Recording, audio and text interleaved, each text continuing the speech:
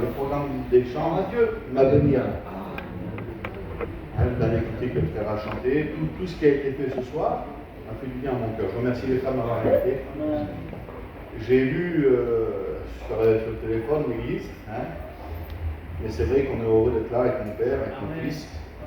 Si on est content, vous avez un bâtiment qui est merveilleux. On voit que Dieu prend soin de vous. Vous savez, il y a des endroits où ils n'ont pas ça.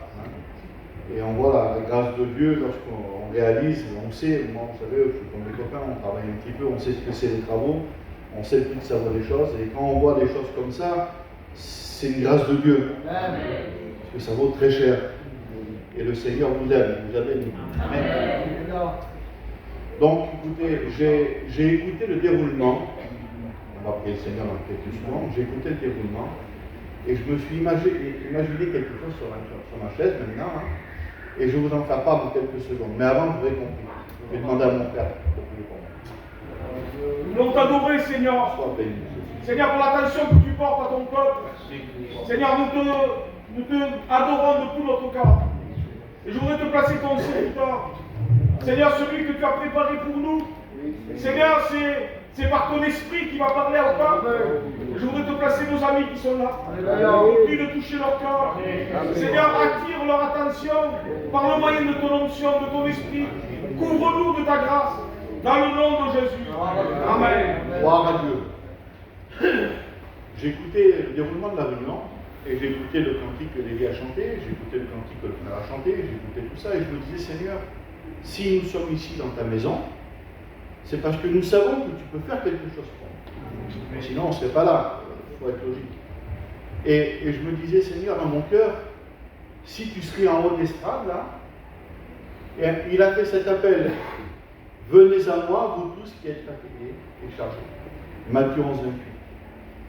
Imaginez-vous que Jésus serait là en haut. Et il te dirait ça.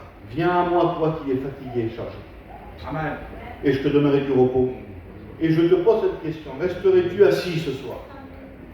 Resterais-tu à ta place, sachant que Jésus peut te réconforter, te bénir, te consoler? Et je réfléchissais à ça. Je disais, Seigneur, je serai le premier à me lever. Parce que j'ai besoin de Jésus. Amen. Je ne sais pas comment tu es venu ici, dans quelle intention tu es venu ici.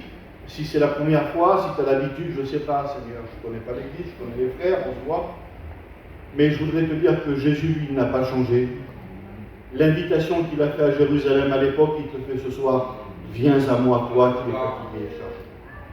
Le monde ne fait pas de cadeaux. Vous êtes au courant, Seigneur, on le sait. Et on sait que bientôt nos yeux le verront. On est arrivé au bout. Tout ce qui est devant nous, c'est mauvais. Tout ce qu'il y a dehors, c'est mauvais. Et la Bible nous parle clairement du retour du Seigneur, l'enlèvement de l'Église. Ce n'est pas un secret pour nous. Il ne nous a rien caché. Et ce soir, tu es peut-être venu ici pour écouter un mot, pour prendre une décision. Je ne sais pas, Seigneur, tu as besoin d'être encouragé. Mais il faut un exemple. Alors la parole de Dieu sert à ça. Et nous, on est des pasteurs, quand on parle de la parole de Dieu. Je ne te parlerai pas de moi ce soir. Je ne te dirai pas mes idées à moi, ce que je pense moi. Je vais te dire ce que la Bible dit. Amen. Parce que c'est ce qui prime la parole de Dieu. Et lorsqu'on regarde dans la Bible, on se rend compte qu'il y a eu des hommes un jour qui ont eu besoin d'aide. Parce qu'ils ne pouvaient pas s'en sortir tout seuls. C'était pas possible. Pourtant, pour eux, c'était presque un affront de demander de l'aide, parce que c'était des hommes avec une statue, c'était des hommes avec une position, c'était des hommes qui avaient du pouvoir. Et il y a un homme dans la parole de Dieu, et je réfléchissais à ça tout à l'heure sur ma chaise, cet homme-là, il avait besoin de personne. L'histoire, on la connaît, ça se trouve dans 2 Rois 5, c'est l'histoire de Naaman. Naaman, la Bible dit que c'est un homme puissant. Et je disais, Seigneur, on est un peu comme ça dans notre peuple.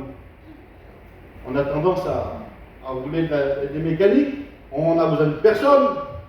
Quelle honte. On ne va pas dire au voisin à côté qu'on n'en peut plus. On ne va pas dire au voisin à côté qu'on est fatigué, qu'on est à genoux.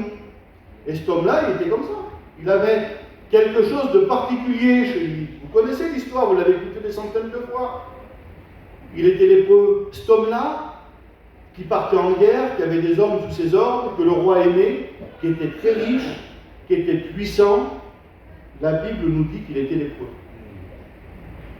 Ça ne se voit pas si on n'enlève pas les vêtements. C'est dessous les vêtements. Personne ne peut voir dans ton cœur ce soir. Personne ne peut voir dans ta tête ce soir ce que tu penses maintenant assis là. Mais Jésus le voit, lui.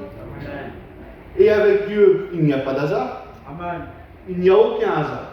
La Bible nous dit qu'ils étaient sortis et qu'il a ramené avec lui une petite fille.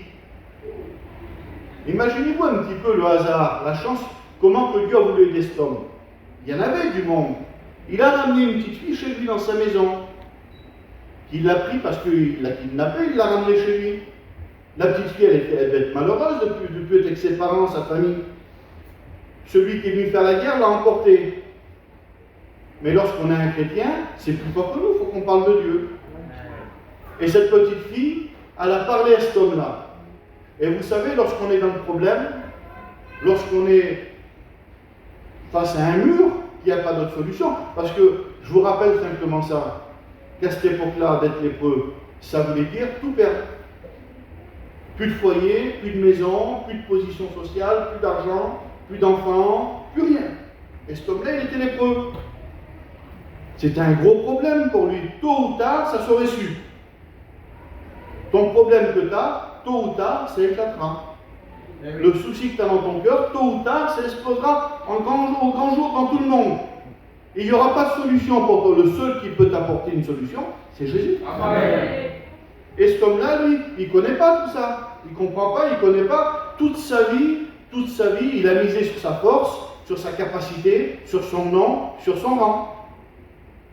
Et là, il ramène cette petite fille chez lui. Et cette petite fille, elle se rend compte qu'il est lépreux. Et elle va simplement lui dire ça. Si mon Seigneur irait en Samarie, là-bas, il y a un prophète puissant. Il y a un homme qui peut prier Dieu pour toi et Dieu va te guérir. Vous savez, lorsqu'on n'en peut plus, lorsqu'on est au bout du rouleau, eh bien, laissez-moi vous dire qu'on essaye, j'ai envie de dire tout, et cet homme-là, c'est ce qu'il a fait. Il n'avait pas d'autre moyen. Il a cru la parole d'un enfant. Je ne sais pas si vous vous rendez compte. Un homme comme ça important, qu'il avait la faveur du roi, qu'il était très riche, qu'il était respecté. Écoutez, il a écouté la parole d'un petit enfant qu'il a kidnappé. Elle aurait pu dire n'importe quoi, la petite, là. Mais il a écouté, parce qu'il avait besoin d'écouter ça. Ce soir, tu as besoin d'écouter que Jésus peut t'aider. Ce soir, tu as besoin d'écouter que Jésus peut résoudre ton problème. Vous savez, je vous le dis devant Dieu, je disais ça tout à l'heure, mon frère. De prêcher pour parler dans le vent, ça ne m'intéresse pas. Je vous le dis, Seigneur. Ça ne m'intéresse pas. Je préfère sauter la réunion. Si c'est pour parler, non, ça ne m'intéresse pas. Je veux que Jésus m'aide. Amen. Je veux vous porter quelque chose parce que je l'ai reçu dans mon cœur. Cet homme-là, là, vu qu'il était au pied du mur, il a écouté la petite. Alors qu'est-ce qu'il fait? La Bible nous dit qu'il prépare tout. Il prend des vêtements de rechange, il prend des sous. Vous savez combien il part pour un prophète? J'ai calculé ça, écoutez. Il part avec 740 000 euros. Aujourd'hui, ça fait ça. Il ne va pas sans rien dans les poches. Hein. Il prend toute sa suite, il prend des vêtements de rechange, il prend tout ce qu'il faut. Parce que dans sa tête, il pense comme quelqu'un qui ne connaît pas Dieu. Il va falloir payer. Il va falloir investir, faire quelque chose pour être béni. Pour recevoir quelque chose dans le monde, il faut donner. Mais il n'a pas compris que Jésus donne gratuitement. Et ce soir, si tu as besoin de Jésus, laisse-moi te dire qu'il va te donner gratuitement. Dieu ne donne pas parce qu'on est meilleur que les autres. Dieu ne donne pas parce qu'on mérite plus que les autres. Dieu nous donne parce qu'il nous aime. Amen. Il y a une grosse différence. Et cet homme-là, la Bible dit qu'il va partir de chez lui. Il va peut-être parler à sa femme. Il va dire, tu sais ma femme, si ça ne marche pas ce qu'elle dit la petite là, tu sais ce qui va se passer? On va tout perdre. Parce que quand ils vont le savoir, ils vont m'exiler à moi. Je vais être obligé de partir. Et on va tout perdre. J'espère que ça marchera. J'espère que le prophète sortira, il agitera ses bras et qu'il fera quelque chose. Et il est parti. Il n'est pas parti à 2 km. Hein. Il a marché pendant plusieurs jours. Et quand il est arrivé là-bas, écoutez, je voudrais vous dire ça, moi, Seigneur. Le diable t'empêchera toujours d'être béni. Son but à lui, c'est que tu restes assis ce soir. C'est que tu ne reçoives pas la parole de Dieu dans ton cœur. C'est que tu ne grandisses pas. C'est que tu ne prennes pas de position. C'est que tu ne changes pas de voie. C'est que tu repars comme tu es venu. Et cet homme-là, lorsqu'il arrive, où c'est qu'il y a le prophète, dans sa tête, il pensait que le prophète allait venir dehors, il disait. Il pensait qu'il allait venir vers lui et faire ce qu'il faut. Mais il a envoyé son serviteur. Imaginez-vous l'humiliation. Il a pris tout le monde avec lui. Il arrive là, devant la maison du prophète, et c'est le serviteur qui sort. Et le serviteur va lui dire, écoute, mon maître m'a dit de te dire qu'il faut que tu ailles en face, là, dans le Jourdain. J'ai été en Israël, il y en a peut-être qui ont été ici. Le Jourdain n'est pas beau, hein. C'est de la boue. Et que tu te trempes 7 fois. L'orgueil de cet homme, immense, et il écoute qu'est-ce que dit le serviteur. Déjà, la personne concernée n'est pas venue, et en plus, il lui demande de se tremper dans la boue. C'est compliqué. Il est sur le point de repartir. Parce que c'est pas n'importe qui. Il a le respect de lui-même, il a un caractère. C'est Naaman le Syrien. Un de ces hommes va lui dire ça. Père, il l'aime. C'est un homme terrible, Naaman. S'il t'aurait demandé quelque chose de très compliqué, tu ne l'aurais pas fait. C'est simple, on demande ce qu'il te demande. Comme ce soir, c'est simple. Ce qu'on vous dit ce soir, il n'y a pas plus simple au monde. Tu as besoin de Jésus, tu veux être délivré, tu veux être pardonné, tu veux aller au ciel, donne ton cœur à Dieu. Dis, Seigneur, je te demande pardon, et tu seras une nouvelle créature. Mais cet homme-là, il réfléchit quand il lui dit ça, l'autre. Il dit, d'accord, je vais essayer. Et la Bible nous dit qu'il descend du cheval et il s'approche de l'eau. Mais imaginez-vous la scène. Tous ceux qu'il a portés avec lui, mais tous ceux qu'il devait avoir autour, peut-être. C'est qui? C'est Naaman le Syrien, l'homme de guerre, l'homme qui a été choisi par Dieu pour délivrer son pays, l'homme riche, l'homme puissant. Parce que ça marche comme ça aujourd'hui.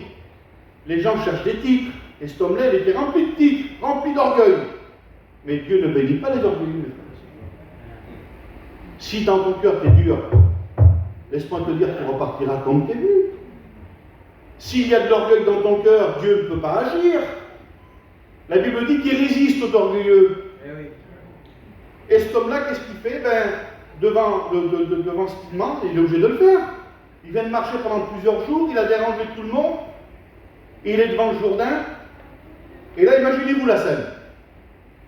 Là, ça devient intéressant. Imaginez-vous la scène, il est obligé de se dévêtir. Jusqu'à présent, personne ne sait ce qu'il a.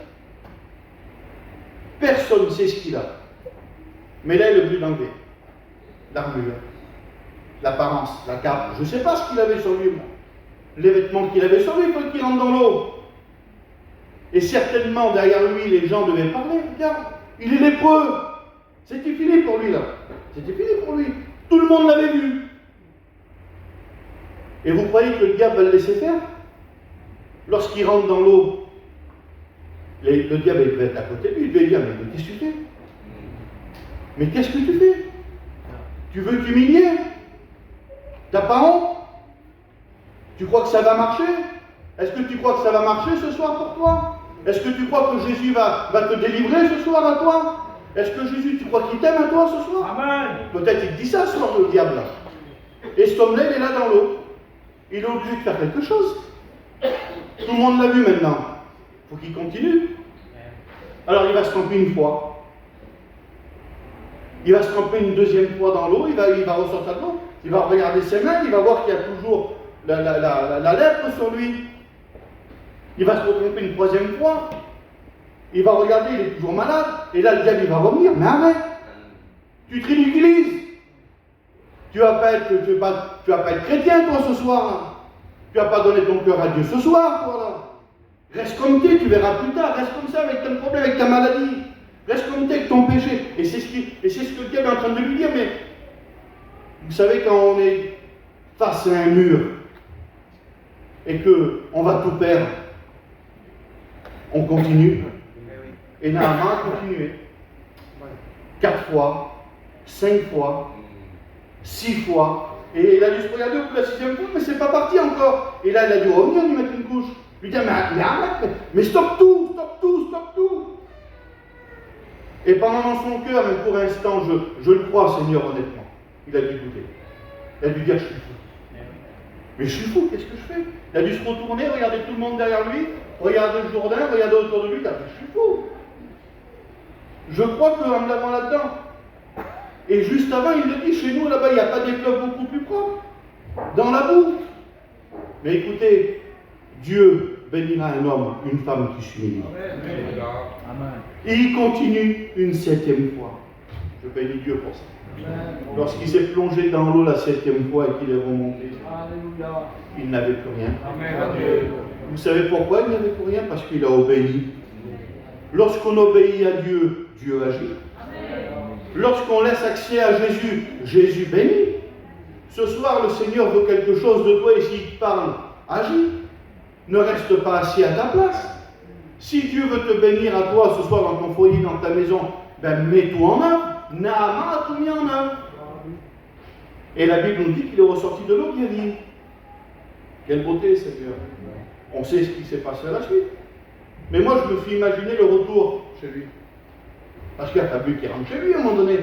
Il a resté là-bas, il a récupéré de la terre, il a vu le prophète, il a fait ce qu'il avait à faire, mais il a fallu qu'il rentre chez lui. Imaginez-vous la joie. Imaginez-vous la joie dans le foyer. Sa femme qui devait être chez lui, elle a dû voir arriver je sais pas moi, le convoi, je veux dire comme ça. Je sais pas moi, vous comprenez ce qu'il veut dire, hein? Les chevals, les chars, le monde, le personnel, les gens là. Et lui, il n'a pas continué à marcher doucement, à suivre le convoi là. Il a dû sortir et partir devant et dire, je suis guéri. Je suis guéri. Imaginez-vous la joie dans la maison de Naaman. Voudrais-tu pas cette joie ce soir chez toi dans ta maison? Voudrais-tu pas ce soir Jésus qui rentre chez toi et qui change tout? Vous savez que le monde salit. Vous savez que le monde donne la lèpre, donne des choses qui sont contraires à ce que Dieu attend de toi. Je parlais tout à l'heure avec LG, je travaillais vers eux, ils sont de Marseille. Il m'a dit, on est parti de Marseille. Il y a trop de choses vilaines pour nos enfants. En plus, habitent dans un petit village, il y a 3 personnes là. Ça change, mais ils ont compris que le monde n'avait rien pour eux. Vous savez que Jésus est vivant. Je ne vous apprends rien. Vous savez que Jésus veut vous sauver. Je ne vous apprends rien. Combien de temps tu vas attendre encore avec ta lèpre? Combien de temps tu vas garder encore ton problème pour toi? Sachant que ici, dans ce lieu, il y a Jésus. Il y a beaucoup plus qu'Élisée, il y a Jésus. Et ce soir, un seul mot de mon Dieu peut te rendre pur. Un seul mot de mon Dieu peut te délivrer. C'est pas, vous savez, on ne prêche pas par habitude, je vous le dis, Seigneur, c'est vrai. Je sais que Jésus peut le faire. Lorsque le Seigneur parle, il se passe toujours quelque chose. Alors, tout à l'heure, il a chanté les vies, on a écouté, venez à moi, vous tous qui êtes fatigués et chargés. C'est pour nous, ça. C'est pour nous. Naaman était fatigué et chargé. C'était pour lui aussi. Mais ce soir, c'est pour nous, ici à Montpellier, là. On a besoin de Jésus, mes frères et sœurs. Il revient. Quel dommage de passer à côté de la bénédiction. Quel dommage de rater ce que Dieu a pour nous. C'est des histoires simples qu'on a écoutées des centaines de fois, mais qui nous donnent à réfléchir. On a besoin de Jésus. On a besoin, écoutez, pour que Jésus bénisse pleinement, nous devons nous humilier. Amen. Dire, Seigneur, je ne mérite rien. Et quand je pense à ça, je pense à cet homme aveugle. Vous connaissez l'histoire. Je vous cite ça, on l'a écouté des millions de fois, mais c'est une réalité, Seigneur. Il va demander de l'aide à Jésus, fils de David, et pitié de moi. C'est quelque chose de simple. La parole de Dieu, elle est simple. Écoutez, la parole de Dieu est simple. Les gens qui s'accomplissent, que Dieu les bénisse, mais elle est simple, la parole de Dieu. T'as besoin de Jésus, Jésus veut te sauver. Amen. C'est tout. T'as pas de solution, il a la solution. Amen. C'est simple, la parole de Dieu. Et ce soir dans cette église, Jésus a quelque chose pour toi. Amen. Vous savez, Bartimée, je vous le dis et j'arrête, Bartimée, lorsqu'il est assis au bord du chemin et qu'il écoute Jésus passer, c'est la dernière fois que Jésus passe à Jéricho. C'est la dernière fois qu'il passe à Jéricho, Jésus. Imaginez-vous que Bartimée reste assis et qu'il écoute le tumulte autour de lui. C'est qui? C'est qui? C'est Jésus. Ça va se passer, on verra une autre fois. Peut-être que tu vas faire ça ce soir. On va le laisser passer, on verra une autre fois. Mais lui, il ne l'a pas laissé passer. Parce qu'il voulait se sortir de sa misère. Et vous savez très bien ce qui s'est passé. Il a interpellé Jésus, fils de David, et dit, moi Jésus s'est arrêté, il l'a fait venir, il l'a guéri. On la connaît l'histoire. Ce soir, Jésus, il voudrait te guérir de ton péché. Il voudrait te guérir de ta lèpre. Il voudrait te donner la vie. Ce que jusqu'à présent, tu n'as jamais eu. Tu écoutes souvent les chrétiens dire, on a la joie, on est heureux, mais c'est la vérité. Je vous le dis devant Dieu, c'est la vérité. Il y a 27 ans que j'appartiens à Dieu. Il y a 27 ans que je me suis baptisé. Ça n'a pas toujours été rose. Je vous l'ai dit, mon père, j'ai mon fils qui est malade, qui est handicapé, j'ai mon fils qui est là, j'ai 2 garçons et j'en ai un qui est malade. Ça n'a pas toujours été facile. Et aujourd'hui, non plus, c'est pas facile. Quand je vais à la réunion le dimanche matin, moi, il faut que je me lève à 7h du matin pour aller au culte à 10h. Parce que ma femme va venir, il faut que je prépare mon petit. Et quand je vais à quelque part, il est avec moi. Et c'est compliqué, je ne peux pas faire ce que je veux. Mais je n'ai jamais été aussi heureux de ma vie d'appartenir à Dieu. Amen. Je vous le dis, Seigneur, c'est pas. Je vous dis ça parce que c'est merveilleux. Et bientôt, il revient nous. Alors, c'est jour de grâce pour nous ce soir. C'est jour de grâce pour nous. Pour toi, c'est un jour exceptionnel parce que Jésus n'est pas revenu encore. Tu as encore la possibilité de dire, Seigneur, je voudrais faire comme cet homme. J'ai besoin que tu me purifies. Seigneur, je voudrais faire comme cet aveugle. J'ai besoin que tu me redonnes la vue, Seigneur, et que tu viennes à mon aide. Et Jésus va le faire.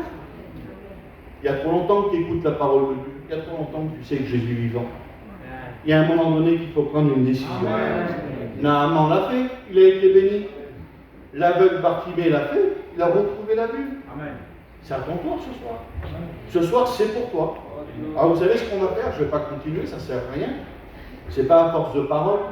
Je voudrais qu'on baisse les têtes. Qu'on prie 2 minutes, s'il vous plaît. Hein?